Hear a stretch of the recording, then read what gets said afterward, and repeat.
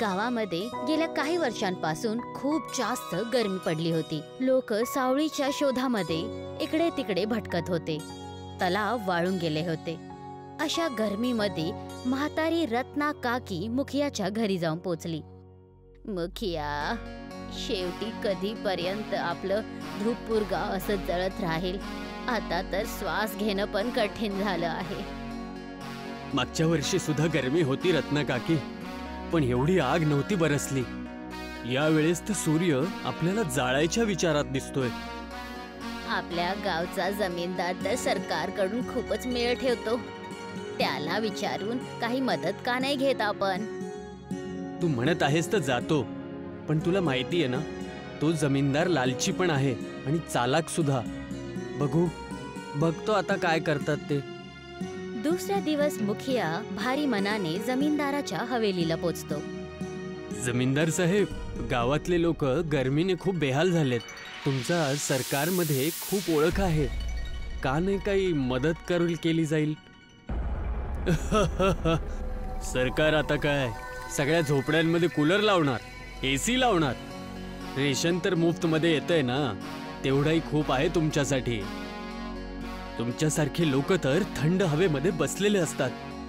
तुम्हाला काय माहिती की शेतकरी, लहान मुलं, म्हातारे ह्या गरमीत कसे राहत आहेत? मुखिया एक सेकंड पण तिथं थांबत नाही आणि तो सरळ रत्ना काकीच्या घराकडे जातो. रत्ना काकी घरामध्ये चारपाईवर बसलेली होती. दुरूनच ती मुखियाचा उतरलेला चेहरा बघून सगळं काही समजते. तुझा चेहराच सगळं काही सांगत आहे मुखिया. त्या जमीनदाराने स्पष्ट नकार दिला आहे ना? रत्ना काकी, मला तर आधीच माहिती होतं. मी तर फक्त तुझं मन ठेवण्यासाठी तिथे गेलो होतो.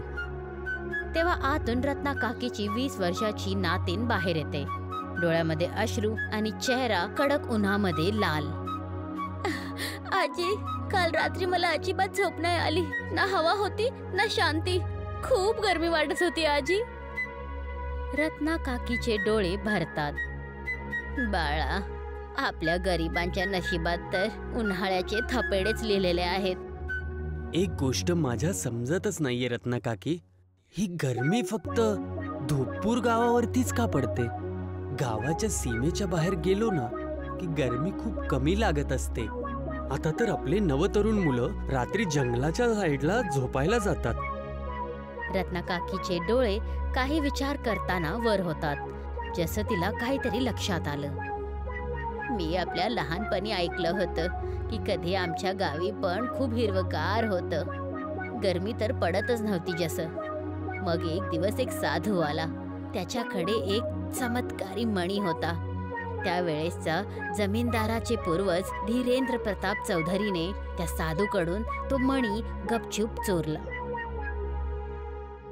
आणि मग गावाच्या एका कोण्यामध्ये गाडला.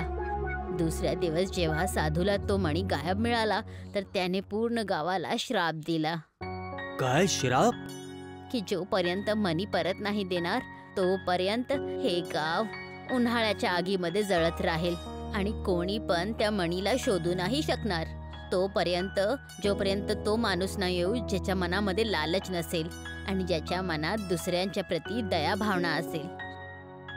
मुखिया विचारात पडतो आणि काहीच न बोलता गपचूप बाहेर निघून जातो. पण रत्ना काकीची नातेन वसुंधराच्या मनामध्ये ही गोष्ट घर करते. दुसऱ्या दिवस सकाळी वसुंधरा आपल्या शेजारी अतुलला आजीने सांगितलेलं सगळी गोष्ट सांगते. अतुल, काल आजीने जे मला सांगितलं ते विचित्र होतं, पण मी तिला खोटं नाही बोलणार. वसुंधरा, तू आता 20 वर्षाची झालीयस आणि आज सुद्धा ह्या आजी आजोबांच्या गोष्टींवरती विश्वास ठेवतेस. माझी आजी कधीच खोटं बोलत नाही. विचार कर, जर का हे खरं असेल तर काय आपण काही करू नाही शकणार काय? मानलं सुद्धा, तर आता करू काय शकतो? मी ऐकले की गावाच्या जवळच एक साधू बाबा राहतात आणि ते खूप ज्ञानी आहेत. त्यांच्याकडे जाऊन आपण विचारूया काय? मी तुला तुझ्या ह्या वेडेपणामध्ये साथ नाही देणार. अतुल तिथून निघून जातो आणि वसुंधरा गपचूप आपल्या घराकडे जाते. रात्री स्वप्नामध्ये वसुंधरा बघते की गावाच्या बाहेर एक जमिनीवर चोहीकडे सुख पडलेलं आहे, पण तिथेच त्या जमिनीच्या मधोमधी एक एकटं झाड उभं आहे आणि त्या झाडाच्या खाली एक रंगीत चमकणारी मणी ठेवलेली आहे. अचानक वसुंधराचे डोळे उघडतात. घामाने भिजलेली ती गपचूप उठून उभं राहते. आजी, आजी, मी एक विचित्र स्वप्न पाहिलं. बंजर जमीन, एक झाड आणि त्याच्या खालती चमकणारी मणी. काल जे तू माझी गोष्ट ऐकली होतीस, बहुतेक ती गोष्ट तुझ्या मनामध्ये उतरली, म्हणूनच तुला असं स्वप्न पडलं असेल बाळा.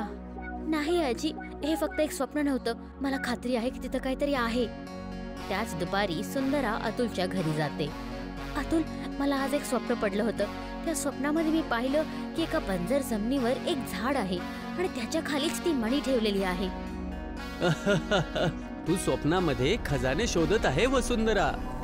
माझी चेष्टा करू नकोस अतुल, माझ्या बरोबर चल.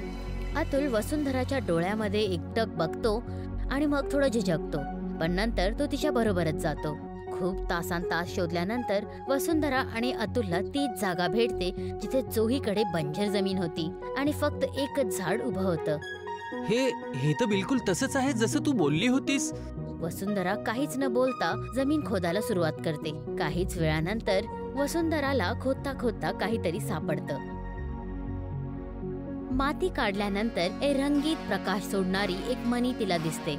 जसंच वसुंधरा त्याला हात लावते, एक तेज धमाका होतो आणि बघताच बघता जमिनीमधून एक मोठासा इग्लू बाहेर पडतो. हे कसं झालं? एवढे सगळे आणि हे एवढे इग्लू थंड कसे? अतुल एका इग्लूच्या आत जातो आणि तो दंग राहतो. आत एक छोटस घर होतं. जेवण बनवण्यासाठी जागा, भांडी, पाणी, बाथरूम, सगळं काही. हे तर जादू आहे, चमत्कार. आपल्याला लगेच गाववाल्यांना सांगावं लागेल. हो, आता आपल्याला उशीर नको करायला. वसुंधरा आणि अतुल गावी पोचतात आणि सरळ मुखिया आणि रत्ना काकीला सगळं काही सांगतात. काय, एवढे सगळे इग्लू आणि थंड हवा? चला, आपल्याला जाऊन बघावं लागेल. मुखिया, रत्ना काकी आणि काही गाववाले तिथे पोचतात. मोठ्या चमकणाऱ्या इग्लूना बघून सगळ्यांचे डोळे मोठे मोठे होतात. हे तर अद्भुत आहे. प्रत्येक इग्लू मध्ये एक परिवार आरामात राहू शकतो. हे तर जसं काही कुठल्या वरदानासारखं आहे. पूर्ण गावात असे इग्लू बनले असते तर किती बरं झालं असतं. कुणालाच गरमी झाली नसती. तेव्हा तिथे एक म्हातारा साधू तिथे येऊन पोचतो, ज्यांच्या चेहऱ्यावर एक चमक असते आणि डोळ्यांमध्ये रहस्य. मुली वसुंधरा, तुझी नियत चांगली आहे. आता या गावाला श्रापामधून मुक्त करायची वेळ आली आहे. महाराज, काय तुम्ही हे तेच आहात की वर्षांपूर्वी तुम्ही या गावाला श्राप दिला होता? हो, पण त्याच्या सोबत मी याचं समाधान सुद्धा सोडलं होतं. हा मणी, ज्याला कोणी निर्दोष आणि निस्वार्थ व्यक्ती चालवू शकत होता. गावातल्या लोकांना मिळून प्रत्येक दिशेला गावात खुदाई करावी लागेल. प्रत्येक मणिस्थानावरती याला ठेवावं लागेल. तेव्हाच जाऊन पूर्ण धोपूर शीतल इग्लूपुरामध्ये परिवर्तित होईल. गाववाले आता मेहनत करायला सुरुवात करतात. म्हातारे, मोठे आणि मुलं सगळे काही मिळून माती खोदत असतात आणि सगळीकडे वसुंधरा मणी ठेवत जात होती. जसं जसं मणी जमिनीला लागायचा तसं तसं मोठे विशाल इग्लू उगत जात होते. बघताच बघता पूर्ण गाव पांढऱ्या चमकणाऱ्या थंडगार इग्लूने भरून गेला होता. जमीनदाराला जेव्हा हे समजतं तर तो तिथे पळत पळत जातो. ही मणी माझ्या पूर्वजांनी चोरली होती, त्यामुळेच हा मणी माझा आहे आणि हे सगळं माझं आहे. जसं जमीनदार वसुंधराच्या हातामधून ते मणी घेतो तेव्हा तोच साधू तिथे येऊन प्रकट होतो. तू तोच आहेस ज्यांच्या पूर्वजांनी या गावाला श्रापित केलं होतं. तू तुझ्या पूर्वजांसारखाच दुष्ट आहेस. तुला तुझ्या कर्माचं फळ मिळेल. अचानक जमीनदार जोरात ओरडतो. त्याच्या शरीरातून धूर निघायला लागतो आणि त्याचे कपडे घामाने भिजतात. मणी त्याच्या हातातून खाली पडतो. आता तुला आयुष्यभर गरमी लागेल. मग तू बर्फात राहा किंवा पाण्यामध्ये बसून राहा. ही आहे लालचीपणाची खरी आग. साधू मणीला उचलतो आणि वसुंधराच्या हातामध्ये ठेवतो आणि हसतात. मुली, आता हा मणी तुझ्याकडे सुरक्षित राहील. ही गावाच्या थंड श्वासाची रखवाली करेल. आता हे धोपूर नाही राहिलं महाराज. आता तर हे एक इग्लूपूर आहे. साधू तिथून गायब होतो. आता लहान मुलं गरमीने नाही रडणार. बुजुर्ग लोक आता रात्री तडपणार नाहीत. हे इग्लू आपल्या भाग्याची प्रहरी आहेत.